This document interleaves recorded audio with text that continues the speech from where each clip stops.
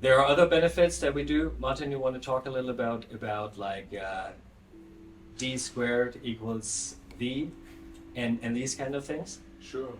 Yeah. Nicholas kind of forcing me to talk about d squared equals v. So what do I mean by that? It's a fun formula that we came up with. So you need to know about the two d's, right? The two big d's, not what you may be thinking. So one d stands for deterministic, and the other for discretionary.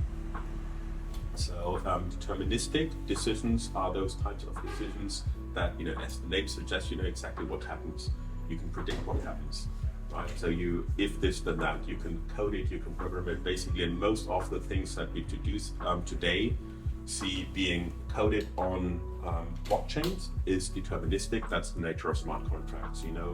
That's the purpose of smart contracts, right? You have automatic execution, or you have reliable execution, which is fantastic, and which is really the reason why Web3 exists, and why I believe that Web3 will be the big source of authority in the coming decades, if not centuries. So just drawing a very big picture, one of the questions in any organization is, okay, where are the rules coming from?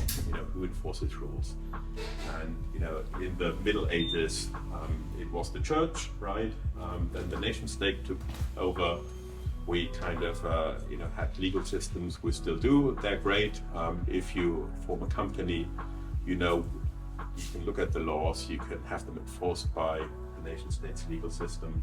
A lot of advantages of that, a lot of wealth created through that, but at the same time it's limiting, right? Because you're dependent on what the nation state provides and what it doesn't. It doesn't work in all areas of the world, and of course it's also limiting. Maybe we want to do things like tokenize stocks that the nation state says you can't do that. There may be good reasons for it, there may be bad reasons for it.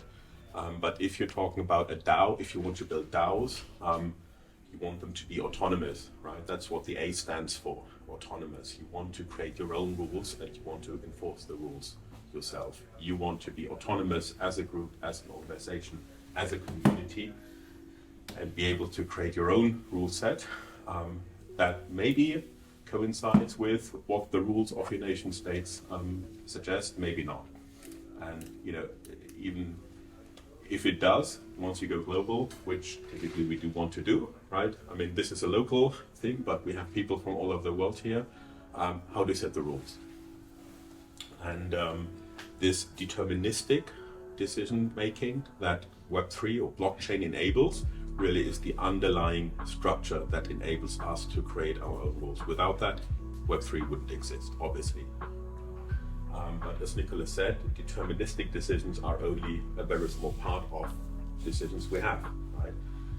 As soon as humans get involved, which is pretty much from the very beginning, as soon as there are communities, I mean, we were talking about democracy and the challenges thereof this morning, you have discretionary decisions, meaning that there is interpretation, there is judgment, there is intent, there is nuance. We don't quite know. We agree on things, even not knowing exactly what the solution will be. We kind of come here together in this house. We want to build a community. How exactly will it look like? As I said, no idea. You bring the people together, and then things will be working out. Nevertheless, there might be rules. There might be basic rules like an intentional rule. What do you want to do? We want to form a community, be nice to each other,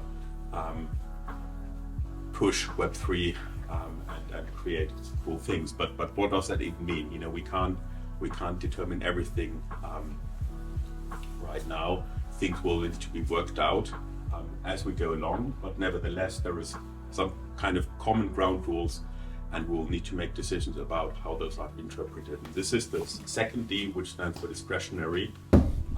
So anything that can't be encoded fully right from the beginning. We still need those rules though. And coming back to the formula, the thesis is that if you look at how is value created, and value doesn't necessarily need to be monetary value. It can be, communities have value, whether or not you tokenize them, whether or not you monetize them, but a community, I think, does have value. We probably all agree on that. How's value created? It's a combination of those things, right? You need discretionary decisions, and they need to be enforced, they need to be interpreted, but also you need the deterministic part.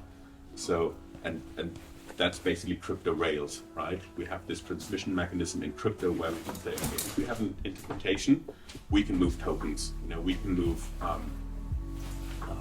we can move contracts, smart contracts, and so having both of those together in one coherent system is really, I think, where the magic lies. So this is where the formula comes in: D1 times D2 equals V.